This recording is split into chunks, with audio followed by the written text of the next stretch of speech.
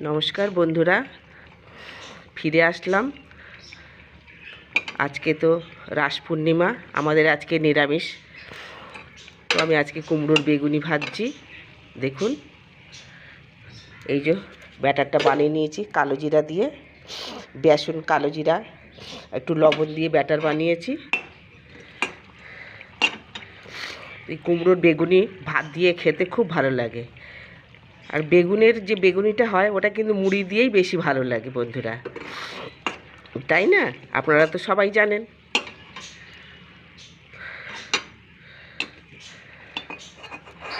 তো আজকে আমার শরীরটা একটু ভালো আছে, গরম জলের ভাপ নিয়ে নিয়ে এখন একটু ভালো আছি আমি।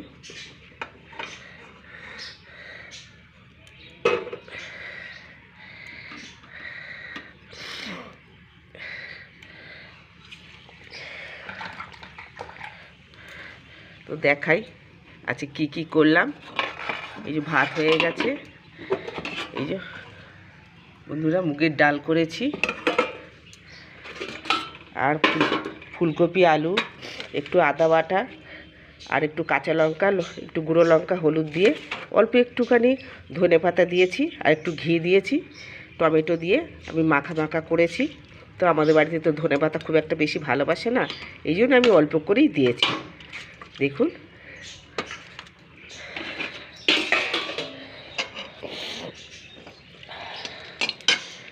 তো এই যে আজকে এই ছিল আমার। তো আপনারাও এরকম করে খাবেন, ভালো লাগবে। নিরামিষ যখন করবেন একটু বেগুনি ডাল হলে কিন্তু খুব ভালো খাওয়া হয়ে যায়।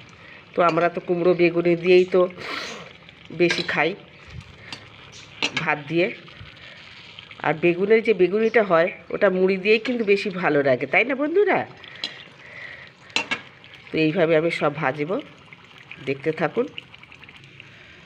দেখুন, তো এইভাবে সব আমি ভেজে নেব। এই যে দেখুন বেগুনিটা কেমন হয়েছে, কেমন লাগছে বন্ধুরা? তো এইভাবে সবগুলো আমি ভেজে নেব। এই যে সব কুমড়ো কেটেছি দেখুন, আর এই যে ব্যাটারটা বানিয়েছি কালো জিরা দিয়ে, অল্প একটু লবণ দিয়ে। তো আপনারা এইভাবে সব করে খাবেন, খুব ভালো লাগবে। মাঝে মধ্যে তো নিরামিষ খেতে খুব ভালো লাগে। মাছ মাংস সবসময় কি ভালো লাগে? মাছ মাংস খেলে মাঝে মাঝে একটু নিরামিষ খেলে বেশ মাছ মাংস খাওয়ার ইচ্ছাটাও কিন্তু ভালো থাকে। তো আপনারা ভালো থাকবেন। আমার ভিডিও যদি আপনাদের ভালো লেগে থাকে একটু শেয়ার করবেন, লাইক দেবেন। ভালো থাকবেন বন্ধুরা, ধন্যবাদ।